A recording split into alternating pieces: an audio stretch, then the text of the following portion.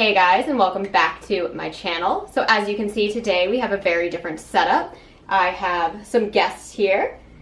Figured it was finally time to introduce you guys to my fiance Carlo. Hello. And Bartok. Say hi, baby. So today we are going to be playing a little game. Carlo does not at all read horror novels. He didn't know who Stephen King was when I met him. Nope. Shameful. And I think the only horror book you like is American Psycho. Yeah, I think that checks out. Yeah. So we're gonna have a little fun game. I've got a whole stack of very famous horror novels right here, a lot of which I've spoken about on my channel a ton. And I'm just going to read the title and see if you can guess what the plots are. And we'll go from there. Before we do that, do you want to say anything about yourself? No, my name's Carlo. I also go by Cheesy. I'm a DJ. I'm a music producer. I'm putting out some music this week. Yeah, and I'm excited to play this game. All right. So we'll start off real easy. So we have It by Stephen King. Do you know this one? I know It. I've seen the movies. I've never read the book, but I know what it's about. I know it's about a clown, like a killer clown who pretty much attacks this town in Maine. There's like kids, and then they get older, and like it ends up being like an alien, and I think there's something with it like being on a turtle at some point. Okay. So I know it gets like kind of crazy Stephen King. All right. Very good on the first one. All right. Okay. Another one. This one was also a movie, and this is The Ritual by Adam Neville. Okay, so I'm looking at the cover. I'm trying to like get some clues here. I see it's a ritual. I see there's like what looks like a skull maybe. So I'm gonna guess that The Ritual is about a cult in the forest that does some type of ritual where they take people who are hiking in there and they kill them for the ritual. Really, really close. Really? Really close. Oh my gosh. That's like the entire second half of the book. But it's also about this kind of like monster in the forest, which is who they're sacrificing people to, but extremely So close. that's kind of like the show where the show with the people from Jersey, the bees. What's it called? Oh, the Yellow Jackets. The Yellow Jackets. Very different from Yellow Jackets, but very close on the guess. Okay, next up. Heart-Shaped Box by Joe Hill. First question, do you know who Joe Hill is? Okay, so I know who Joe Hill is just because of you. Stephen King's son. Good. Okay, So I know that. Heart-Shaped Box, I know, is also a famous rock song that's in Guitar Hero. So I'm looking at the cover and I can see that there are clouds and there's a road and there's a subtitle here. It says, "Sooner or later the dead catch up." So based on that, I'm gonna say that this is a zombie book where people who have been killed by someone are coming back and they're coming after the protagonist, who's maybe not a great person. Wrong. This is about a rock star who buys a haunted suit on eBay. Wow. Okay, so I was kind of going the right way with rock. Yeah. But all right. Okay. Otherwise, no. Got it. Okay, this one might be easy. Let the Right One In by John Alvilde Lindquist. This is not easy because I have no idea what the "Let the Right One In" means, and I see there's a girl on the front, absolutely chilling. So I'm gonna guess, I don't know why, but I'm kind of getting like Secret Police vibes from this. Like maybe there are like knocks at the door and you don't know, like are they like ghosts trying to come get you, or like is it good people? So I don't know. I think this is like maybe like a haunted house type of story where like people are trying to get in. Completely wrong. Okay, yeah. This is actually also a really famous Swedish movie and an American movie. Super famous. This is about a little girl who's a vampire who befriends a little boy who's a vampire, and it's probably the most famous contemporary vampire novel of all time. All right. Well, there was no way to know that based on. We'll watch the movie one day. It's great. Okay. Next up, we have A Head Full of Ghosts by Paul Tremblay, another one of my all-time favorites. Yes.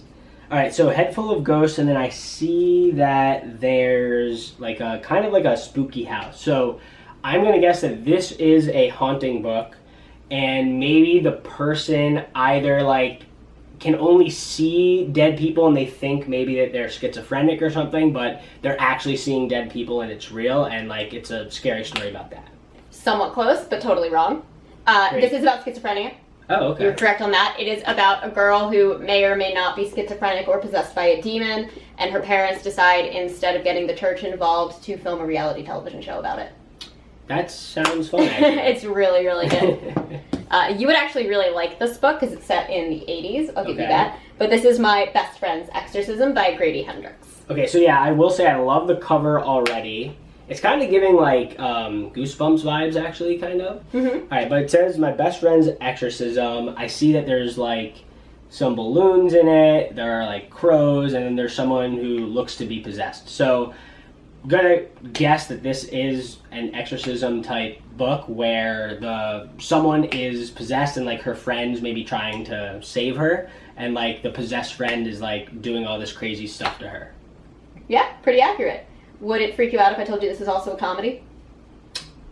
I would not have expected that. Yeah, it's like comedic horror. It's still really, really scary, but really lighthearted humor, and every chapter is named after a famous 80s pop song. All right, sounds good. That's akin to American Psycho when he does chapters about famous pop stars. Very true. All right, so this one should be a nice little giveaway. This is Clown in a Cornfield by Adam Cesare. Clown in a Cornfield. Okay, I mean, it just based on that title and the cover, it looks like there's going to be a clown in a cornfield. Why is there a clown haunting a cornfield? I have no idea. It seems like it's kind of stealing from it a little bit, but I'm just going to guess haunted house / cornfield, and I'm going to throw in, because it's a cornfield, maybe there's like an alien aspect to it. Ooh, no. No, this is about it's a slasher. It's like a B-movie slasher style film. It's about a guy who dresses up as a clown and kills a bunch of teenagers in a cornfield. Got it. And I think that actually happens in one of the Freddy Krueger movies. Actually, he does a cornfield killing as well. I'm not sure. I don't think I've seen all the Fridays the 13th. Oh my God, Nightmare on Elm Street. Yeah. Okay. Okay. Here we go. This is December Park by Ronald Malfi, one of my all-time favorite novels ever. Okay, so this is difficult because there's not a lot to go on from the cover. But I do see like 5 silhouettes of like people. So I'm gonna guess that this is maybe like 5 best friends who maybe are haunted in a park that's called December Park. And there's like a hooded figure, so maybe like the Grim Reaper is haunting them. You're really playing up the ghosts here. I don't know how many ghost stories I have in here. Close. So this is about 5 best friends who spend their summer hunting down a serial killer. Ah, okay, that actually... And December Park is the name of a park. So you got that. So I nailed some things and was completely wrong. But yes, they are the 5 best friends. Not the Grim Reaper. Definitely a serial killer. I think I did pretty well on that one. Okay, this one you have to get. This is Silence of the Lambs by Thomas Harris. Classic. I've seen the movie many times. I'm a big fan. Watched the show. I've watched the show. Never read the book, but of course I know that it is about a serial killer, former psychologist, and supposed to be about the FBI agent who is trying to get information out of him to solve another case. Perfect. Okay, next up we have Seed by Ania Ahlborn. Okay. This is going to be tough. I see already, though, there's kind of like a elf-type figure in the front that looks like Krampus. So, but there's nothing Christmas here, so it's like kind of rough. So I'm going to guess it's not Krampus, but perhaps this is like a forest elf-type monster that is attacking people, and like the village is trying to figure out what to do. Completely wrong. Nice. This is about a devil who possesses a child, and the child wreaks havoc on the family, hence Seed. Okay. Fair. I mean, that was a tough one. That was a elf? That's clearly a little devil. Yeah, I mean, like, I said Krampus. It looks kind of like it does Krampus. Look Krampus-y. He's got horns. He doesn't have a tail. He's got like some, maybe he has a tail. Yeah, he's got like a tail that's turning into a branch. So. Okay, that's cool. This one's a great show on Netflix. Okay. I have to admit that I've heard you talk about this book. So I don't actually know what it's about, but I've heard some things. Oh, this is The Chestnut Man by Soren Sveistrup. Okay, so Chestnut Man. If I remember correctly from some of the things you said, it's about a killer, and that killer leaves like figurines made out of chestnuts at all of the places that that person kills, and they're trying to figure out like who it is. Perfect. Okay. You gotta read this one, or at least watch the show. The show is so good. Okay. It's really good, guys. If you liked the book, it's so loyal to the book. All right, we got 2 more for him. All right. Here we All right. Everybody on this channel has probably heard of this book. This is Thomas Olde Heuvelt's Hex. What do we think? Everyone but me. So Hex. I'll give you a hint. Hold on, before you give me a hint, let me see. I see houses. It's set in America. I see an American flag, and there are stitches. What's your hint? Takes place in Westchester. Oh, okay. So I'm from Westchester.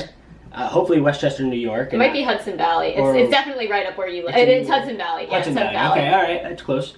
But a hex, like a hex, I thought was a curse. So just based off of that, I'm going to guess if it's Hudson Valley, could be like Sleepy Hollow or something, but that's more Westchester. So maybe it's about a voodoo witch who places a hex on a community, or a curse on a community, and they're trying to fight it. Yeah? What?